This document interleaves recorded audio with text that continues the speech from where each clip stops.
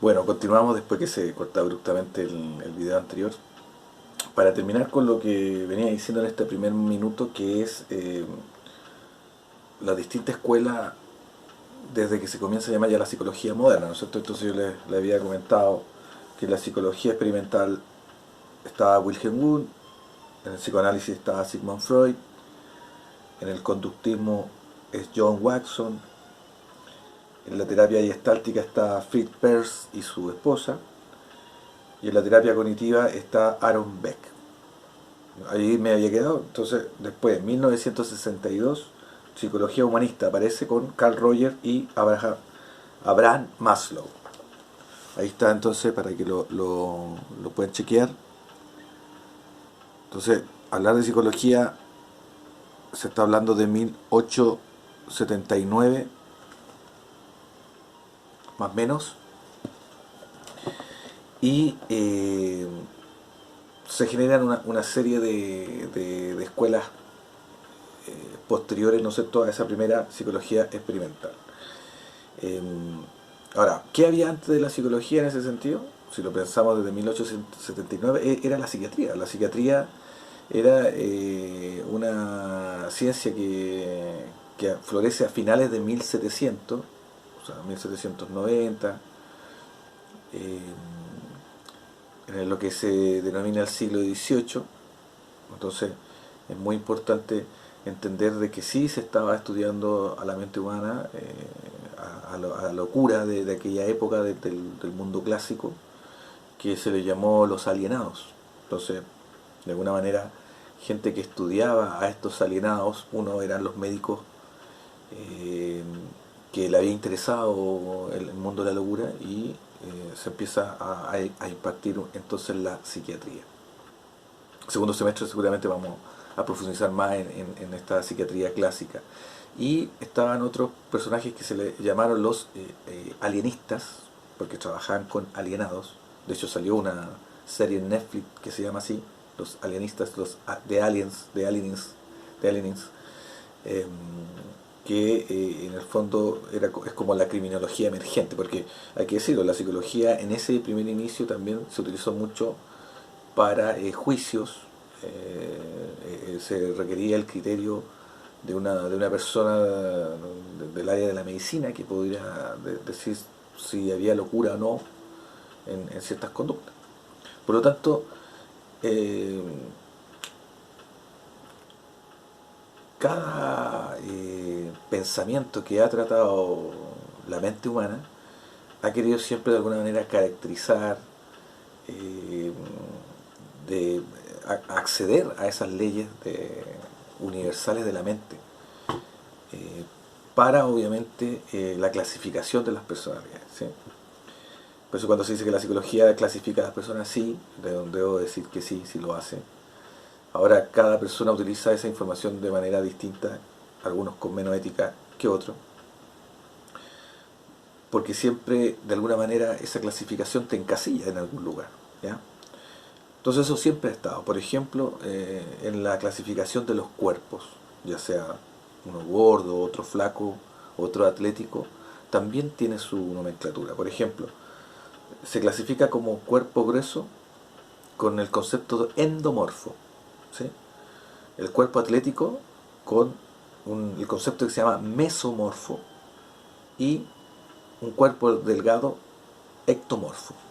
¿Sí? Entonces, ahí tiene otra clasificación. Eso se hace cuando realmente uno hace un informe, algo para describir corporalmente a la persona, utiliza esos conceptos, endomorfo, ¿sí?, de un perfil endomorfo, de características mesomorfas, o lo ectomorfo. Aparece en ese primer texto que le envié de Introducción a la Psicología, esa clasificación de los cuerpos. Entonces, por lo tanto, el ser humano siempre hay una tendencia a clasificar cómo somos. Por ejemplo, en una escena de un accidente grave en la calle, también se generan tres perfiles psicológicos inmediatamente. Uno que se pone a grabar con su celular, ¿no es cierto?, la escena. Otro que instintivamente comienza a ayudar o ver la posibilidad de hacer algo al respecto. Y un tercero que se arranca de la escena. ¿Sí? Tenemos en algo tan simple como ese ejemplo, podemos ver ya tres características de personalidad, cómo son esas personas en el fondo, ¿sí? Eh, ¿Cómo comienza entonces en este sentido? El pensamiento de la psicología aparece en el mundo griego, en el mundo antiguo, siglo XVI, o sea, perdón, siglo VI antes de Cristo, pero la filosofía aparece en el siglo I y II antes de Cristo, ¿sí? O sea, siglo II y siglo I. Eh, entonces, me gustaría explicar una pequeña línea del tiempo para que ustedes también se enfoquen y se contextualicen en lo que estamos diciendo. O sea, el año cero marca el nacimiento de Jesucristo y de ahí hacia el 2020, ¿cierto? 2000 años de existencia, que es la historia de la humanidad que más se toma en consideración. Antes de Cristo, del cero a 20.000 años atrás, está lleno de controversias tanto en la arqueología, en la antropología, ¿cierto? En la historia de la humanidad, de cómo de cuál es la data real al final. Sí, se siguen en los hallazgos arqueológicos, cada vez siguen dando civilizaciones de anteriores a 20.000 años de antigüedad, cosa que está en controversia, pero eso está. Entonces los griegos nacen acá, cerca del nacimiento de Jesucristo, siglo sexto. Por lo tanto, los filósofos como Platón, Sócrates y Aristóteles, que son los que más hablan de alguna manera de psicología, se encuentran acá, en el año 300 o 400 antes de Cristo. Entonces aquí hay una trampa a veces con la datación desde el año, acá yo lo puse desde el 20.000, hacia el cero porque va en decreciendo, ¿sí? Entonces si tú naciste en el año 400, mueres en el 350 o 360, ¿sí? O sea, no es que es 400 hacia 460 o hacia 480 porque venimos bajando acá hasta llegar al cero. Toda esta historia que, por ejemplo, la iglesia le ha denominado, ¿no es cierto?, el Antiguo Testamento, y del cero para adelante es el Nuevo Testamento, está lleno de controversias también, que seguramente lo vamos a ir hablando porque la psicología también analiza mucho el tema de las religiones.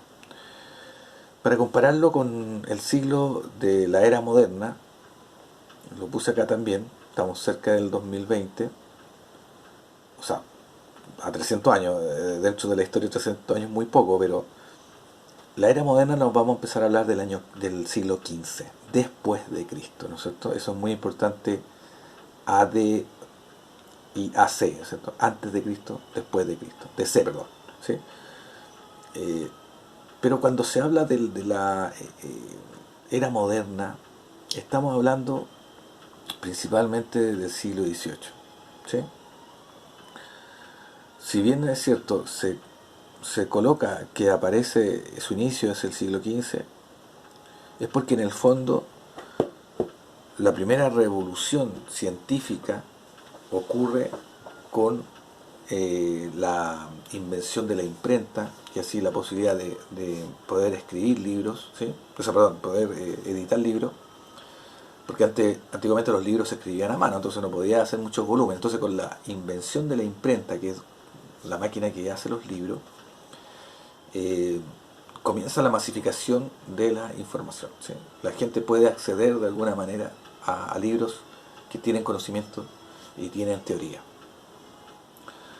Está también el descubrimiento de América como otro hito importante para este inicio del Renacimiento y después de lo que se llamó Revolución Científica y después Revolución Industrial, eh, así como también comienza a darse la importancia a los científicos. Por eso que esta discusión entre lo objetivo y lo subjetivo va a estar siempre presente en la historia de las ciencias sociales, ¿sí? Nosotros estudiamos la subjetividad, pero sigue siendo una ciencia. O sea, no porque no tenemos datos objetivos como en las matemáticas o en la astronomía, en la química, en la física, no somos una ciencia. Porque es el relato de las personas, la subjetividad de las personas a lo largo de los años. O sea, el mismo relato, la misma situación, la misma forma de responder va dando un correlato, va dando ciencia. O sea, nosotros no podemos anticipar después entonces a cómo van a reaccionar las personas bajo ciertas tensiones. Ustedes lo están viendo, por ejemplo, en tema de la cuarentena. La misma cuarentena lo ha hecho tener una cierta conducta que antes no la tenía. ¿Sí? Entonces, volvamos al mundo griego entonces. Porque la psicología era parte de la filosofía, pero la filosofía como una ciencia que lo abarcaba todo en ese minuto, ¿sí? La filosofía abarcaba todo, era el científico de aquella época. Después ese mismo científico, en la era moderna, se lo va a llamar epistemólogo, ¿sí? Las personas que estudian la forma de cómo accedemos nosotros al conocimiento, qué es verídico y qué es falso. Las fake news, por ejemplo, hoy estamos llenos de fake news, y sin embargo muchas veces la vemos como que son cosas reales. Entonces, tenemos que ser siempre críticos, epistemólogos, para entender los fenómenos que nos pasan. Dentro de esto me gustaría que buscaran a la primera científica mujer, que se llama Hipatia de Alejandría, ¿sí? La primera filósofa mujer, ¿sí? Fue filósofa y fue científica porque su padre era el cuidador de la biblioteca de Alejandría, una biblioteca legendaria que supuestamente estaba todo el conocimiento antiguo de este conocimiento que está antes de Cristo, ¿sí? Casi 20.000, 10.000 años de historia de la humanidad en esa biblioteca. Y el padre de la persona que custodiaba, entonces este padre que custodia esta biblioteca, tiene esta hija, Hipatia, que es la primera científica. Échale un vistazo, búsquelo en Google, es muy interesante. Y de hecho la mujer es una primera gran heroína, ¿sí? Bueno, el filósofo busca en ese momento, ya sea Sócrates, Platón, Aristóteles, Otto, Heráclito, por ejemplo, el que inventó la, la filosofía, le dan mucha importancia a lo empírico, el conocimiento que se adquiere a partir de la experiencia, ¿sí? La experiencia como una forma de conocimiento objetivo, ¿sí? Em, por lo tanto, la primera pregunta que el filósofo se hace en torno a la psicología es sobre los sentidos, el gusto, la vista, el oído, el olfato, que es por donde entra esa realidad que está fuera de nosotros, ¿sí? Cómo funcionan los sentidos. ¿Sí? Por lo tanto, se le da importancia en primera instancia a la percepción. Cómo ingresa la información que está fuera de mí hacia el órgano cerebral, ¿no es cierto? En este caso, hacia el cerebro, ¿qué es lo que pasa? Por lo tanto, aparece Hipócrates. Esto aparece en el texto de Introducción a la Psicología 1 de bien. Ustedes pueden ir leyendo y al mismo tiempo que yo voy hablando. Que nace en el 470 y muere en el 377 antes de Cristo. ¿Ves? Por eso que, ¿qué pasa con Hipócrates? Hipócrates, perdón. Identificó 4 humores. ¿Qué son los humores? La sangre, la flema, la bilis amarilla y la bilis negra. Esos son los 4 humores que influencian en los 4 temperamentos que después Hipócrates habló, ¿sí? O sea, los humores son los fluidos internos que tenemos, como la sangre, la flema, la bilis amarilla y la bilis negra. ¿Qué temperamentos habían?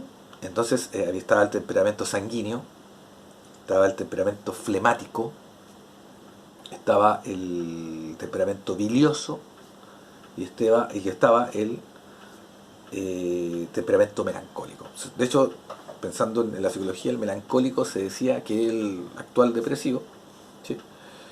Que estaba dominado su cerebro por esta bilis negra, que la bilis negra al atraparte en tu cerebro te empieza a hacer funcionar de una manera depresiva, melancólica, ¿sí?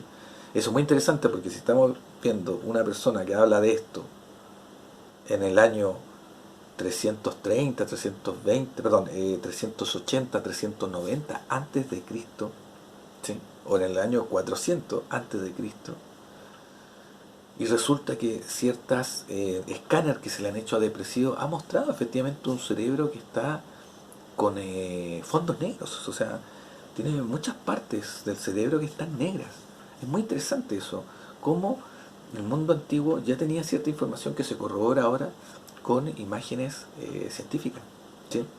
Por eso que siempre esta idea de volver al pasado, de encontrarse con el conocimiento de la fuente misma, o sea, no de interpretaciones, sino que de gente que realmente habló de esto. ¿Sí? Bueno, lo dejamos hasta acá, continuamos en el siguiente video.